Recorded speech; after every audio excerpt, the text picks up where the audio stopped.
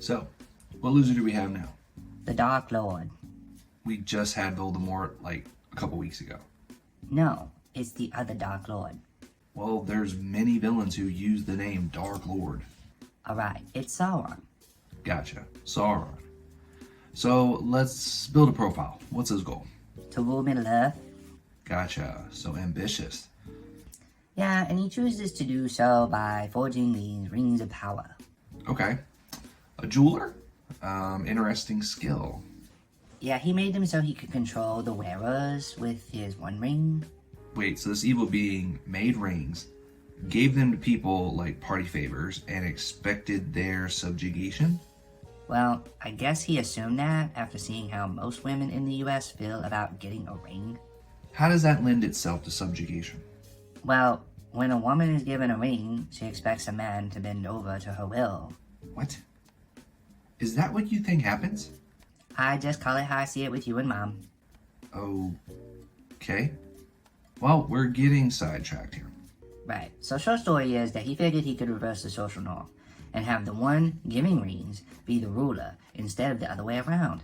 Flawed observation, but okay. So what name do we have to work with? Anatar, Lord of Gifts. Marion was his original name. Then there's Necromancer. Okay, that's enough.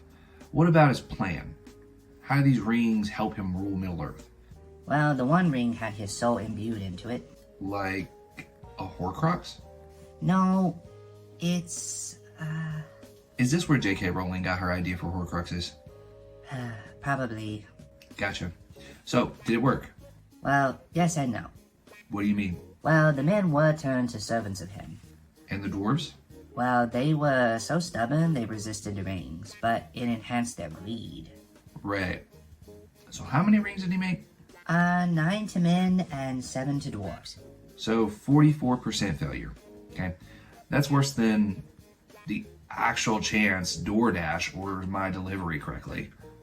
But didn't the elves get the rings? Yes, the elves made 3 additional rings without him. Oh, sneaky little elves. But he actually lost the one ring in a battle when a few of his fingers were cut off. Why didn't he reach down with the other hand? He's totally that guy who would accidentally drop an engagement ring off a cruise ship. Uh-oh. Yeah. So, careless with valuables. Owning a jewelry store is out of the question. Oh, for sure. So he loses the ring and it goes to a man. But the ring wants to get back to Sauron, so it causes the man to be killed and gets lost in a river where a hobbit finds it. A hobbit? Yeah, they're like little people who have very large feet. How large are we talking? Like if Bigfoot finished a spa day soaking his feet, that's a good ballpark. Huh. So then what? He sends his servant men after them to get the ring. Oh, must have been easy. Like taking candy from a baby. No, not at all. Really? Yeah, they get away and a small group forms with a wizard to take the ring to Mordor. Right. So he must have sealed up the entrance. Nope. Okay. Why? Well, he had a massive army of orcs surrounding the volcano. So did the dwarves, elves, and men unite against his army? Oh, no. And there were too many orcs for them to win anyway. Wait, what? He had this unstoppable army. Then why did he even need this ring? Well, I don't know. Couldn't he have just overrun Middle-earth with the orc army he already had? Yeah, I guess he wanted to rule sooner instead of waiting for the battles. Impatience. Got it. So, no long-term investments. Right. But he teamed up with the wizard and turned him evil. Charisma. Got it. So, he can be the face of a brand. I would think so, but the wizard got defeated by some trees that walk. Really? So he puts his faith in the wrong people. Gonna need to make sure he oversees most of the operations then.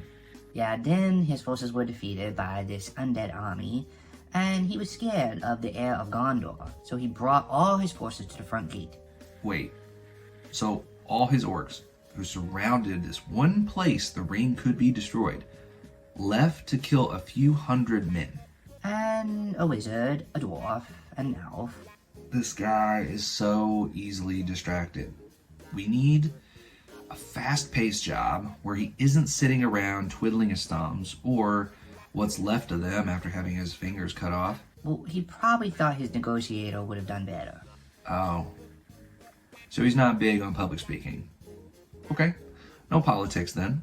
Yeah, but anyway, the ring was snuck behind his orcs and into Mordor, where it was destroyed. Seriously? His army should have one job.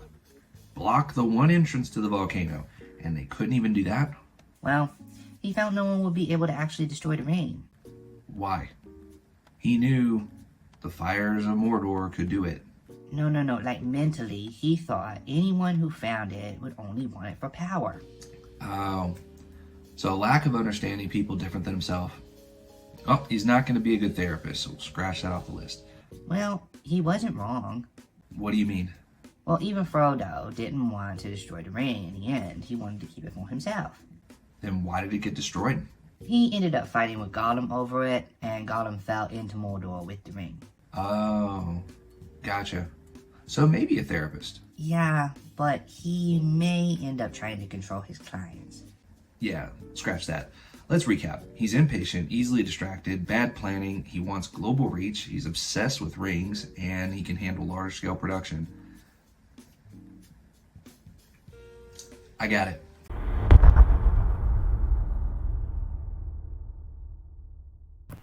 Hello everybody, I hope you enjoyed that video of me and my papa. We do love our villainous ventures, and if you have any villains you would like to refer us to, please let us know as our growing business expands.